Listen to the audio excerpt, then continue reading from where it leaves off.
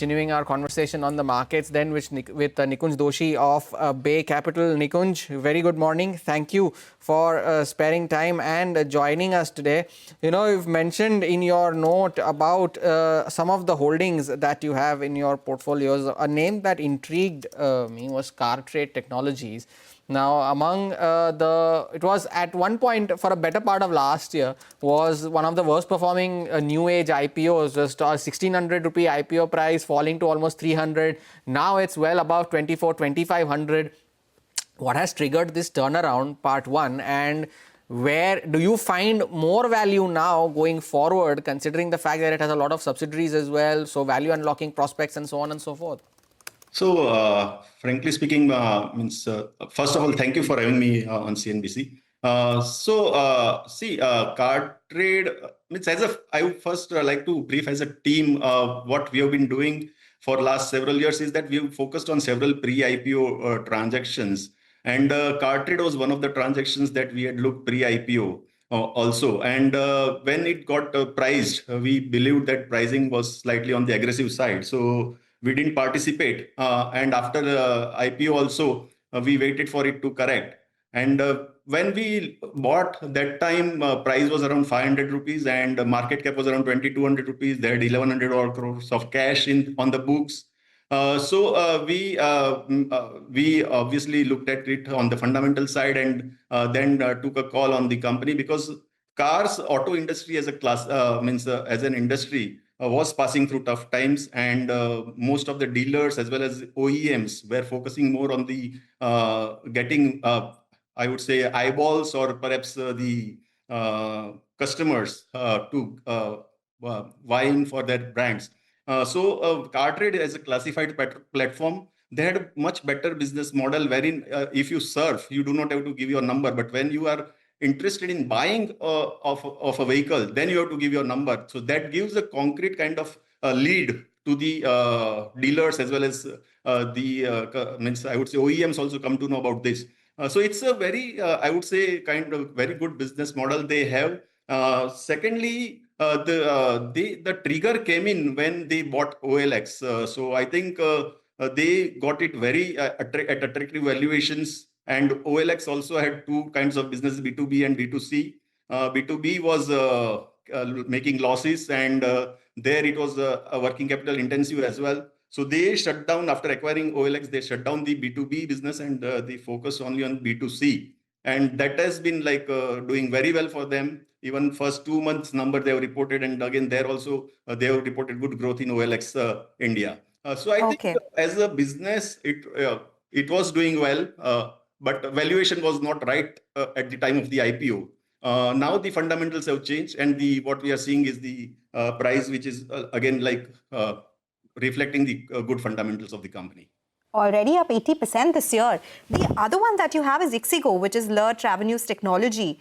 The stock has been buzzing since its Q1 numbers. Do you think that uptick will continue for this particular name? Do you think it's already priced in the growth that you're talking about? See, again, digital business is one thing. Again, as a firm, as I said, ixigo was a pre-IPO investment for our firm. And digital business is like we have been tracking, and digital business is the main trigger, I would say, is that when a J cow kicks in, that's the time when you see profitability shooting through the roof. And most of these businesses initially have to spend on client acquisition. So when you look at the initial numbers, you don't see that profitability on their books. But once they pass that level, and when the J cow triggers, that's the time when they report huge profits. So for ixigo, again, A, market means addressable market is huge. B, their focus is on the next billion consumers.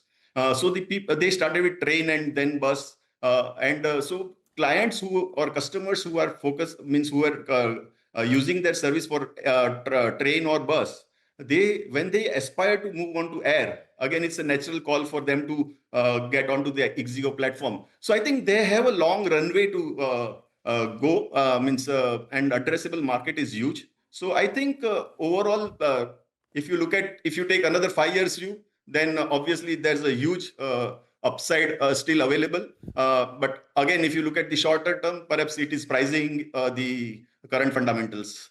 Another stock that's up 80% this year. But since we were on the subject of new age IPOs, Nikunj, there's also delivery in your holdings. All of these new age IPOs, they've made their lows, they've rebounded from their lows. Delivery, unfortunately, is not one of those names. Still continues to hover below its IPO price. In fact, its post-listing high also happens to be its IPO price, which is 487. Do you see over a longer period of time that the street will eventually begin to value the stock that you believe that it deserves? Yeah, so again, see, in delivery also, if you look at the business model, I think they saw some setback when Miso decided to go inward for their courier service, logistics business. But again, if you look at the current acquisition, what they've done, the industry is consolidating because loss-making new age companies, if they don't get fund, then it becomes difficult for them to survive. So we see a possibility of consolidation in the logistics space and e-com parcel space.